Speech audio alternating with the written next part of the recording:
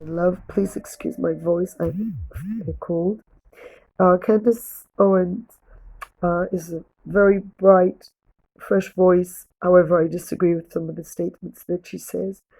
I agree with her that George Floyd was brutally murdered by a brutal, vicious killer policeman who should be sitting in prison for serving time for what he did. However, I disagree with the following statement. Please listen to what she says about the African American community. That caters to the bottom denominator of our society. Now, let me explain what that means.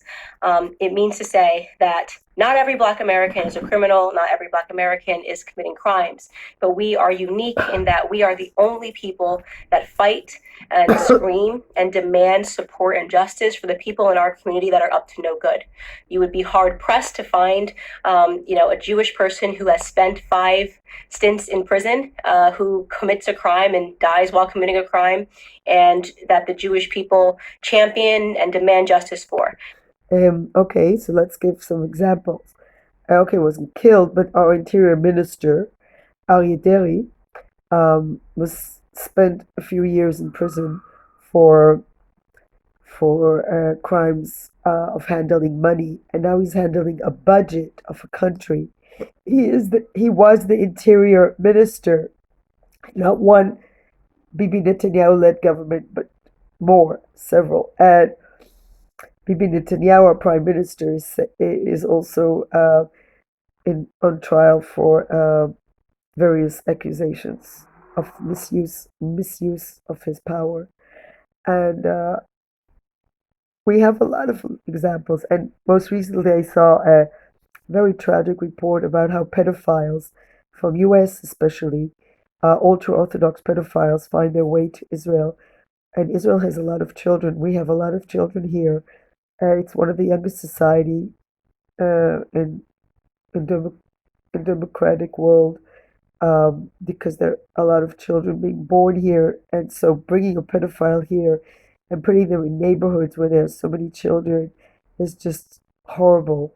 And we had an Australian pedophile who was the head of a Jewish school in Australia, and thanks to the pressure of her victims, who fought to bring her to justice, and she's being returned to Australia, but not before having spent time in Israel and being supported by our health minister, who's also ultra Orthodox. It's not that I'm generalizing ultra Orthodox people, God forbid, but it's just that there's so much corruption of people helping other people, and they wouldn't help a regular person, but criminals somehow have good connections. So I don't think the African Americans are unique in that. I think every society has sadly corrupt people that receive help and do not serve time, enough. Or if they serve time, they just get back to their positions of power and handling money as they had before, or being exposed to vulnerable people. So, no, she's not right. That's not true. Jewish people also cater to the lowest of the lowest, and they don't really punish people enough who abuse vulnerable people or break the law.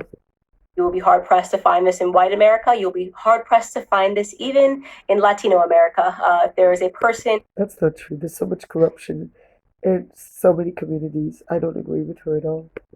that is spent multiple times in prison, you are not going to see a bunch of Latinos coming out, demanding justice for this person, even if, and Have she never heard of mafia? Has she never heard of people? I think in every society on this planet, there are people that support criminals, sadly, because they perceive them as being more powerful, because they have a lot of money on them. They have connections. So I disagree with this. It's not true. It's not unique. Sadly, criminals somehow do succeed. want to be very clear, what I'm saying is not any defense for Derek Chauvin. I hope Derek Chauvin gets the justice that he deserves to be, implemented upon him, and that the family. Yeah, that we can agree. So let's skip a little bit because the whole point of doing critique is not listening to everything she says. So let's listen to the rest of what she says. This came back in both of his autopsy reports. If you pursue the 911 transcript, you can see the person describing somebody who is out of their mind high, and which is what made the person fearful, because he tried to use a bill that I guess was a fake bill to purchase something, and then he was outside acting weird, and they, in their police call, said that this person was obviously distorted and on drugs. When he is put into handcuffs and is put against the wall, a baggie of what looks to be like cocaine or it's a white bag